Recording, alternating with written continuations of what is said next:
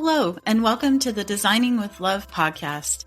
I am your host, Jackie Pellegrin, where my goal is to bring you information, tips, and tricks as an instructional designer. Hello, GCU students, alumni, and fellow educators. Welcome to episode 62 of the Designing with Love podcast. Today, we're diving into one of the foundational theories in instructional design, which is Constructivist Learning Theory. Whether you're brand new to the field or just looking for a refresher, today's episode will help you understand what Constructivism is, how it's applied in instructional design, and how you can begin to incorporate it into your own practice. So, grab a coffee, your notebook, and let's get started. Constructivist learning theory is based on the idea that learners construct their own understanding and knowledge of the world through experiences and reflecting on those experiences. Rather than passively receiving information, learners are active participants in their learning process.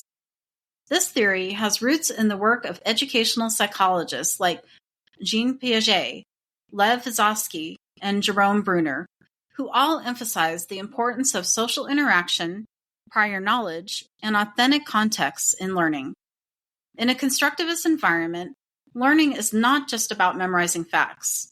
It's about exploring, questioning, problem-solving, and meaning-making, often in collaboration with others. So, how is it used in instructional design? Instructional designers who follow a constructivist approach often create learning environments that do the following. Number 1, encourage exploration and inquiry. Number 2, promote collaborative learning and discussion. Number 3, integrate real-world authentic tasks. Number 4, allow learners to reflect on their own experiences. And number 5, build upon learners' prior knowledge and experiences. Rather than designing instruction that strictly follows a linear path, constructivist-inspired courses often involve open-ended problems, case-based learning, project-based learning, or problem-based learning, also known as PBL. You might also see scaffolding, known as supportive structures, provided early on that gradually fade as learners become more competent. If you want to start incorporating constructivist principles into your design work, here are a few practical tips. Tip number 1, start with a real-world problem. Instead of giving learners all the answers up front, pose a challenge or scenario they can explore. This hooks their curiosity and makes learning meaningful.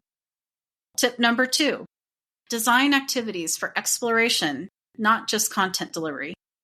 Here, you can give learners the tools and resources to explore concepts on their own or in small groups. Tip number 3, encourage collaboration. To help foster this, include opportunities for learners to share ideas, negotiate understanding, and build knowledge socially, just like they would in real life. Tip number 4, use reflection activities. Have learners reflect on what they've just learned, how they learned it, and how they can apply it. This could be a journaling exercise, discussion board post, or debrief session. Tip number 5, be a guide, not a lecturer. Think of yourself or your course as a facilitator of learning rather than the sole source of knowledge. Let's say you're designing a training module for new project managers.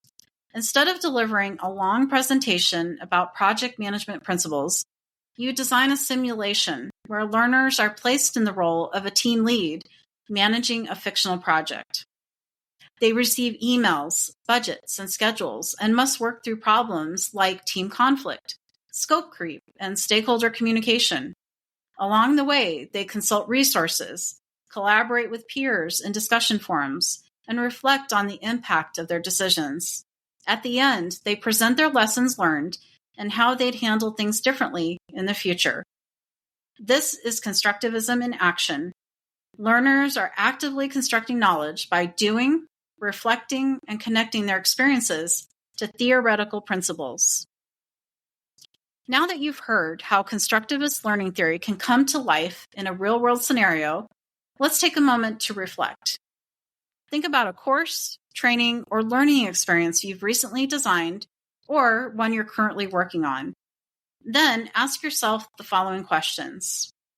Where are opportunities for learners to actively explore, investigate, or problem solve? How can you incorporate real-world contexts or scenarios to make the learning more meaningful? Are there ways you can build in more collaboration or peer-to-peer learning? How are you encouraging reflection before, during, or after the learning experience? What kind of support or scaffolding might learners need at the beginning that you can gradually remove as they gain confidence? Take a few minutes to jot down your answers, sketch a redesign idea, or brainstorm one constructivist element you could add to your next learning experience. Remember, even small shifts like adding a reflection question, a discussion prompt, or a scenario can bring a constructivist touch to your design. Constructivist learning theory reminds us that learning is not a passive act. It's deeply personal, social, and rooted in experience. As an instructional designer, you have the power to create spaces where learners engage in meaningful, authentic, and lasting learning experiences. And remember, you don't have to throw out all structure or content to embrace constructivism. Instead, you can layer in constructivist strategies like collaboration, reflection, and problem solving to enrich your learning experiences. If you found this episode helpful, please share it with someone who's on their own instructional design journey. Also, if you're looking for more resources or want to support the show, check out the links in the show notes.